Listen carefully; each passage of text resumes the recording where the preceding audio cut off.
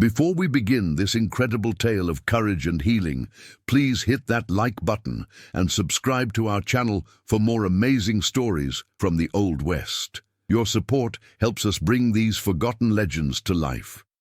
The scorching Arizona sun beat down mercilessly on the dusty frontier town of Copper Ridge in the summer of 1873. Heat waves shimmered off the red clay streets like ghostly serpents, and the wooden buildings creaked and groaned under the relentless assault of the desert climate. In the heart of this unforgiving landscape stood a modest blacksmith shop, its chimney reaching toward the cloudless sky like a prayer for rain. Inside the sweltering forge, Thomas McKinnon worked the bellows with practiced precision, his massive frame glistening with sweat as he shaped red-hot iron into horseshoes. The rhythmic hammer blows echoed through the settlement, a familiar sound that had become the heartbeat of Copper Ridge. Thomas had built this shop with his own hands 5 years ago, seeking a fresh start after losing his wife to cholera back east. The blacksmith's weathered hands moved with the grace of a master craftsman, each strike of the hammer deliberate and sure. His steel-gray eyes, hardened by years of frontier living, reflected the orange glow of the forge. Despite his gruff exterior, Thomas was known throughout the territory for his generous spirit and unwavering sense of justice. He had earned the respect of both settlers and the local Apache tribe through his fair dealings and honest work.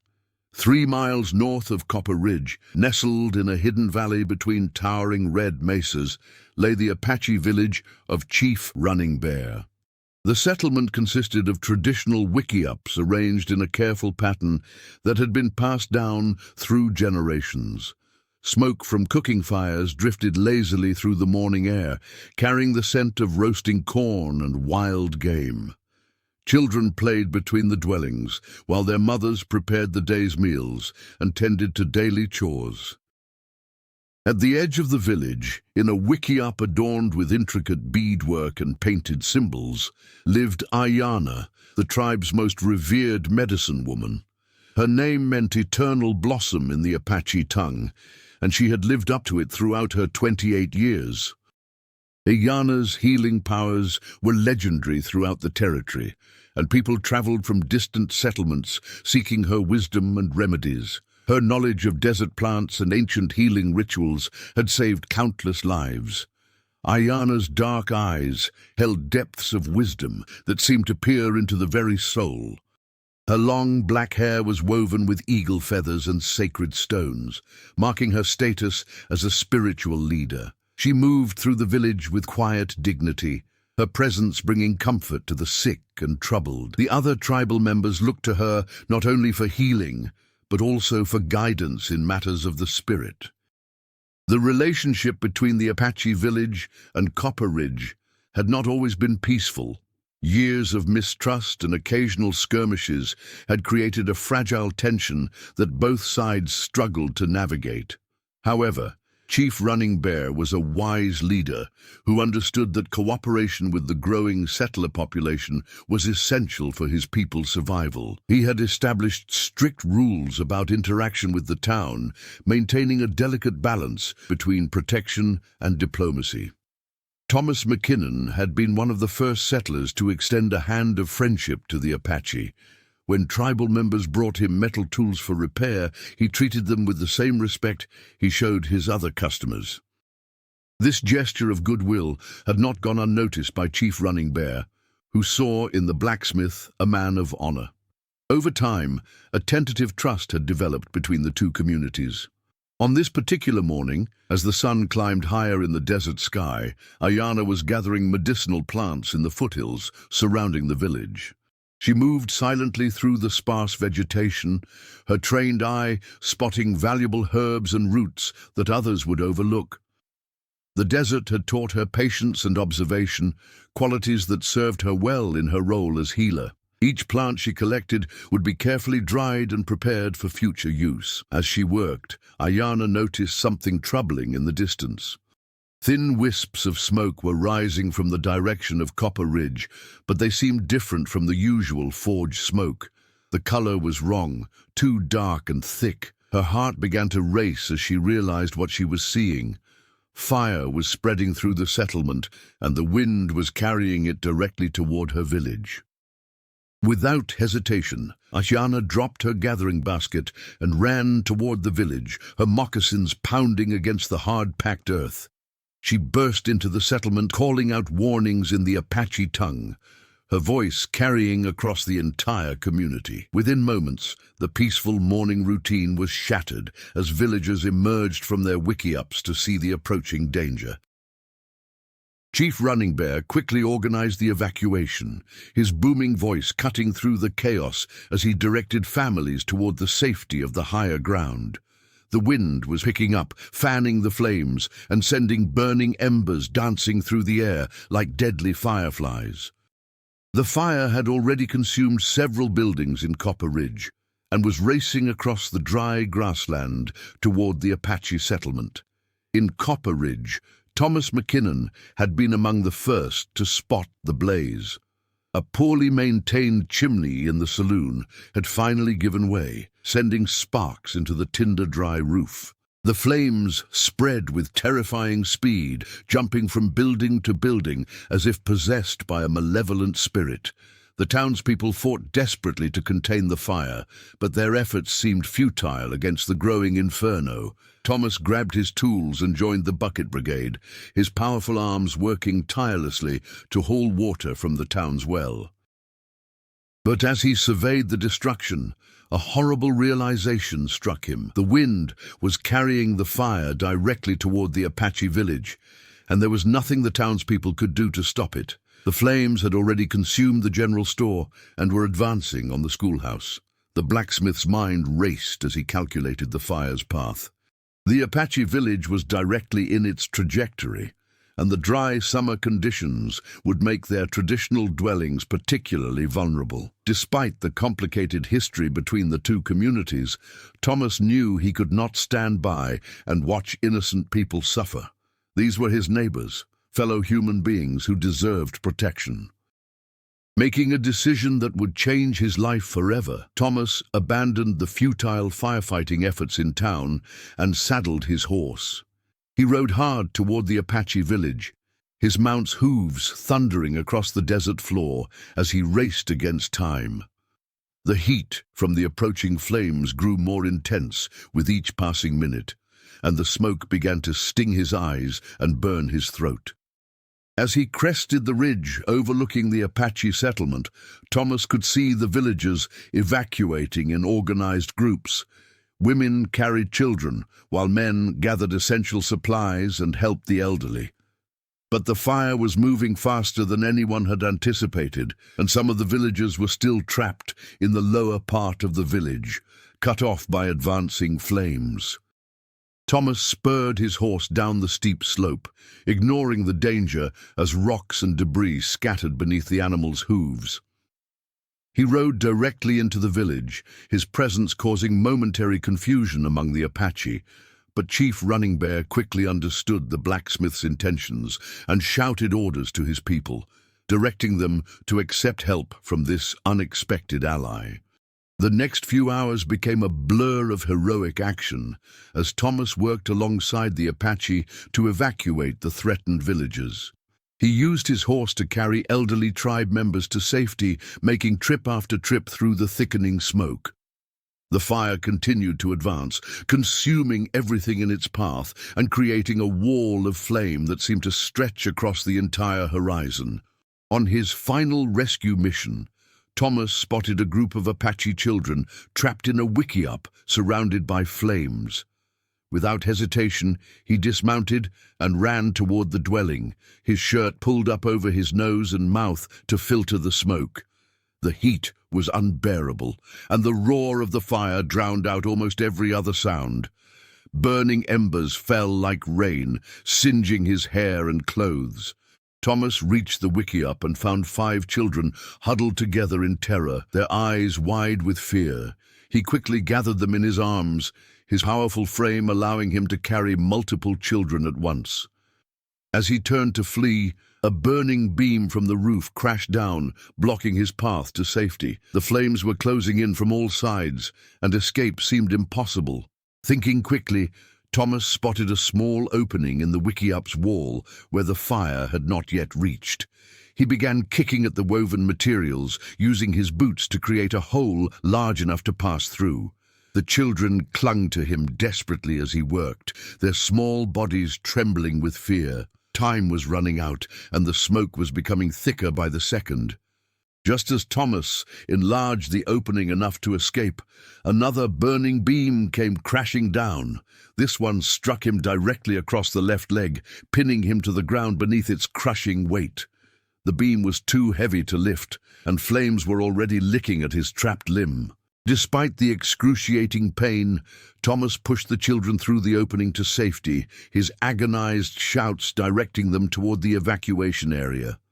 The fire continued to rage around the trapped blacksmith, and it seemed certain that he would perish in the flames. But fate had other plans. Chief Running Bear and several of his warriors had noticed Thomas's absence and came searching for him. They found him trapped beneath the burning beam, his leg badly crushed and the flesh already beginning to show signs of severe burns. Working together, the Apache men managed to lift the massive beam just enough for Thomas to drag himself free.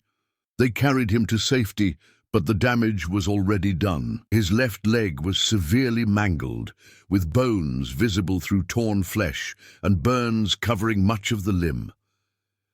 The pain was so intense that Thomas drifted in and out of consciousness as they transported him to a safe area.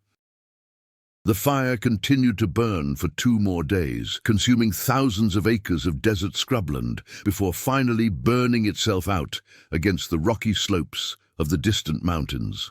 When the smoke finally cleared, both Copper Ridge and the Apache village had been saved, thanks in large part to Thomas's heroic actions. The children he had rescued were unharmed, and the evacuation had been successful. But Thomas's condition was dire. The town's doctor, a nervous man named Harold Finch, examined the blacksmith's injuries with growing concern. The leg was so badly damaged that amputation seemed inevitable. Dr. Finch was a competent physician, but he was clearly out of his depth with such severe trauma. He administered laudanum for the pain and did his best to clean the wounds, but infection was already setting in. As news of Thomas's heroic sacrifice spread throughout the territory, people from far and wide came to pay their respects. The Apache, in particular, were deeply moved by the blacksmith's willingness to risk his life for their children. Chief Running Bear visited Thomas daily, bringing gifts of food and expressing his tribe's gratitude. The old chief's weathered face showed deep emotion as he spoke of the debt his people owed to this brave man. Despite Dr. Finch's efforts, Thomas's condition continued to deteriorate. Fever set in, and the infected leg began to emit a foul odor that filled the small room where he lay. His powerful frame, which had seemed so indestructible, was now reduced to a shadow of its former self. The man who had once worked 12-hour days at the forge now struggled to remain conscious for more than a few minutes at a time. It was during one of Chief Running Bear's visits that the old chief made a suggestion that would change everything. He told Dr. Finch about Ayana, the tribe's medicine woman, and her legendary healing abilities. The chief spoke of miraculous cures she had performed, of people who had been given up for dead only to recover completely under her care. He offered to bring her to examine Thomas if the doctor would permit it. Dr. Finch was initially skeptical, as were many of the townspeople. The idea of allowing an Apache medicine woman to treat their hero seemed almost sacrilegious to some. But as Thomas's condition worsened, and with amputation seeming more inevitable with each passing hour, desperation began to override prejudice. Finally, after much debate, the doctor agreed to let Ayana examine the patient. Ayana arrived at Thomas's bedside just as the afternoon sun was casting long shadows across the desert floor. She moved with quiet dignity, her traditional dress rustling softly as she approached the injured man. Her dark eyes took in every detail of his condition, and she gently examined his wounded leg with hands that seemed to possess an otherworldly sensitivity. The medicine woman spent nearly an hour studying Thomas's injuries, occasionally closing her eyes and placing her hands on different parts of his body. To the watching townspeople, her methods seemed foreign and mysterious, but there was something about her presence that inspired confidence. She radiated a calm authority that even Dr. Finch found reassuring. After her examination, Ayana spoke quietly, with Chief Running Bear in the Apache tongue. Their conversation was brief but intense, and the old chief nodded gravely several times. Finally, Ayana turned to address Dr. Finch and the assembled townspeople. Her English was accented but clear, and her words carried the weight of absolute conviction. She told them that Thomas's leg could be saved, but the treatment would require time and complete trust in her methods. The infection had indeed taken hold, but she knew of plants and techniques that could combat it. More importantly, she sensed that Thomas possessed a strong spirit, one that refused to surrender to injury or illness. This inner strength would be crucial to his recovery. The next phase of Thomas's treatment began immediately. Ayana returned to her village and spent the entire night preparing a complex mixture of desert plants, each chosen for its specific healing properties. She ground sage and desert willow into fine powders, mixed them with oils extracted from various cacti, and added ingredients that had been passed down through generations of Apache healers. As dawn broke over the desert, Ayana returned to Copper Ridge, carrying her healing supplies. She had also brought several tribal members to assist with the treatment, including an elderly woman who was skilled in the preparation of healing teas and poultices. The Apache arrived with quiet determination, ready to repay the debt they owed to the man who had saved their children. The treatment began with a thorough cleansing of Thomas's wounds, using water that had been boiled with specific herbs. Ayana worked with meticulous care, removing dead tissue and applying antiseptic plant extracts to combat the infection. The process was painful, but Thomas endured it with remarkable stoicism, perhaps sensing that his life depended on the medicine woman's ministrations. Next came the application of healing poultices made from desert plants. Ayana carefully wrapped Thomas's leg in layers of treated cloth, each layer infused with different medicinal properties. The outer wrapping was made from specially prepared leather that would allow the wound to breathe while protecting it from contamination. The entire process took several hours and required absolute precision, but Ayana's treatment went beyond the physical. She believed that true healing required harmony between body and spirit, and she began performing traditional ceremonies designed to restore Thomas's spiritual balance. She burned sacred herbs and chanted ancient healing songs, filling the room with fragrant smoke and mystical sounds that seemed to come from another world. The townspeople watched these proceedings with a mixture of fascination and skepticism. Some whispered among themselves about heathen practices and Indian superstition, but even the most doubtful among them had to admit that something extraordinary was happening. Thomas's fever began to break, and the foul odor emanating from his leg gradually disappeared. As the days passed, Thomas's condition improved dramatically. The infection that had threatened to claim his life retreated before Ayana's relentless treatment. His appetite returned, and he began to sleep peacefully for the first time since the accident. Most remarkably, the mangled leg began to show signs of healing that Dr. Finch had thought impossible. Ayana visited Thomas twice daily, changing his dressings and monitoring his progress with eagle-eyed attention. She prepared special teas designed to boost his strength and speed the healing process. Each preparation was made with ingredients gathered at specific times of day, according to ancient traditions that governed the collection and use of medicinal plants. The medicine woman also worked to restore Thomas's spirits, which had been as badly wounded as his body. She spoke to him about the importance of hope and the power of the human will to overcome seemingly impossible obstacles. Her words, delivered in that soft, accented English, carried a wisdom that transcended cultural boundaries.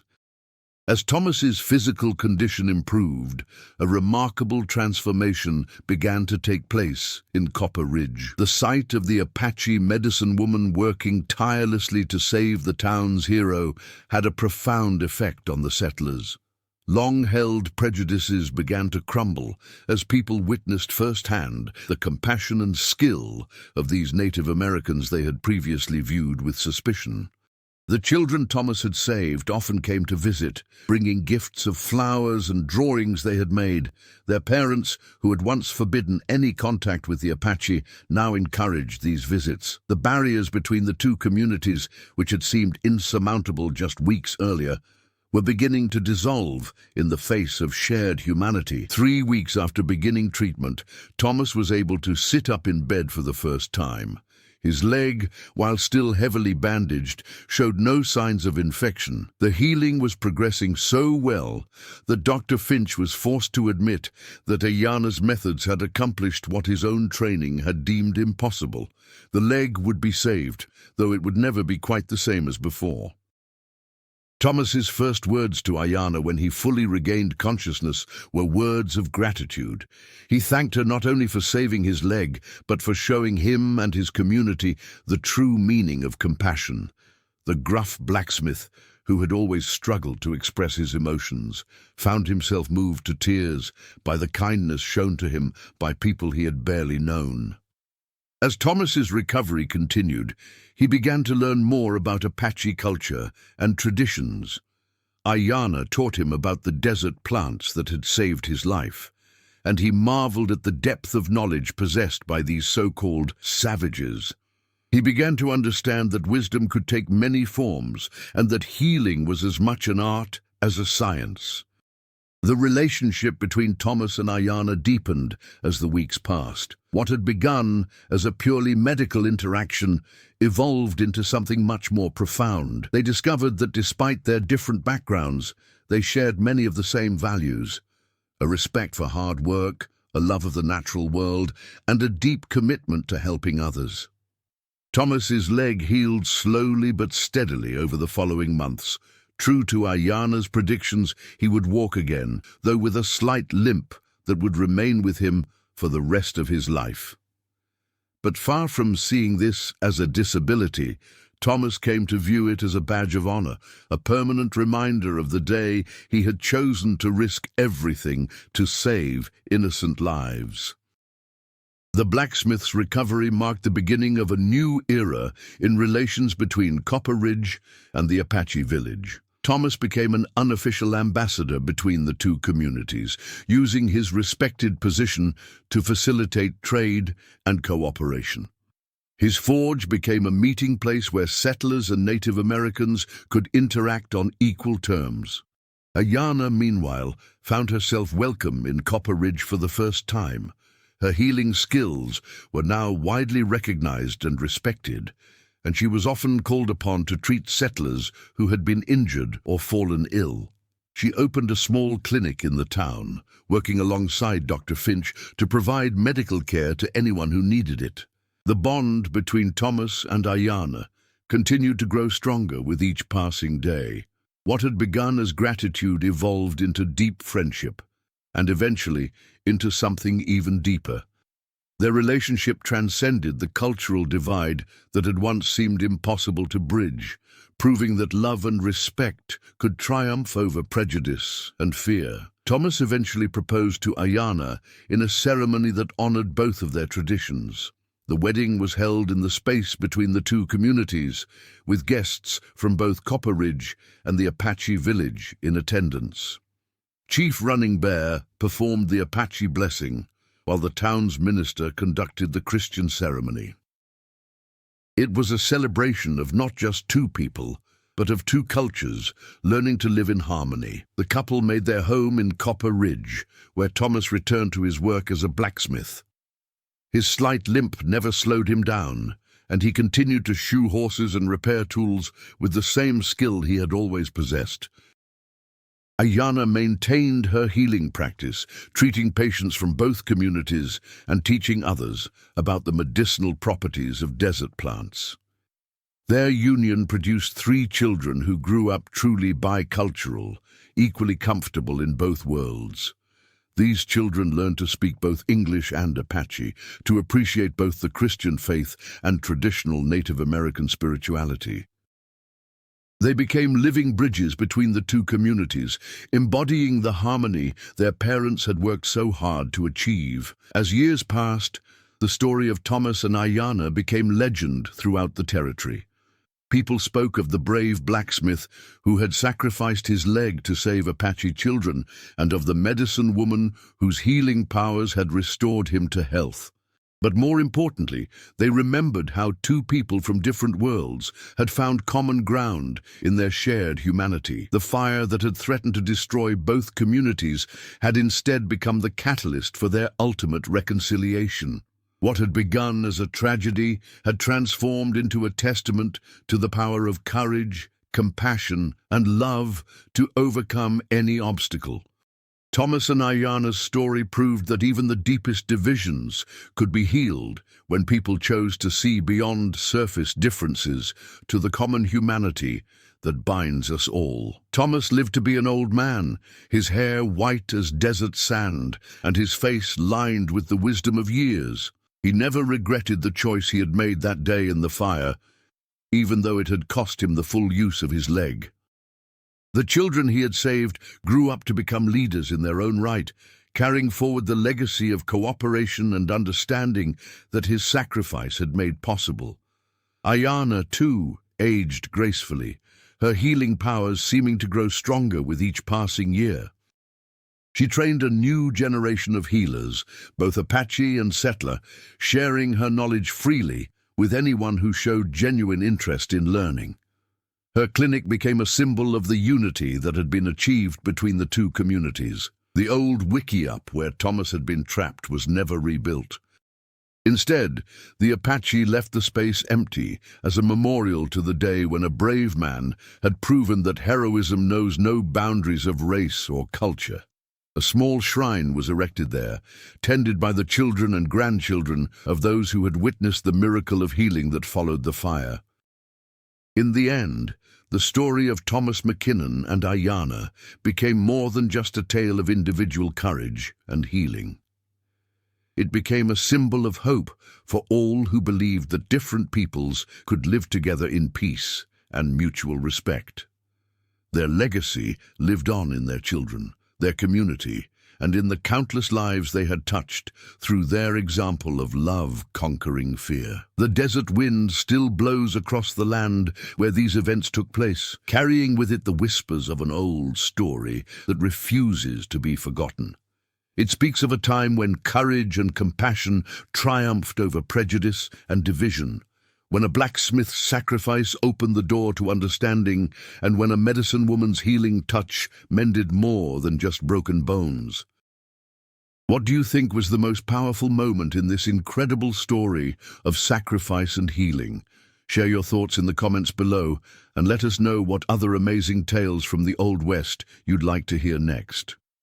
The frontier was full of extraordinary people whose stories deserve to be remembered and celebrated.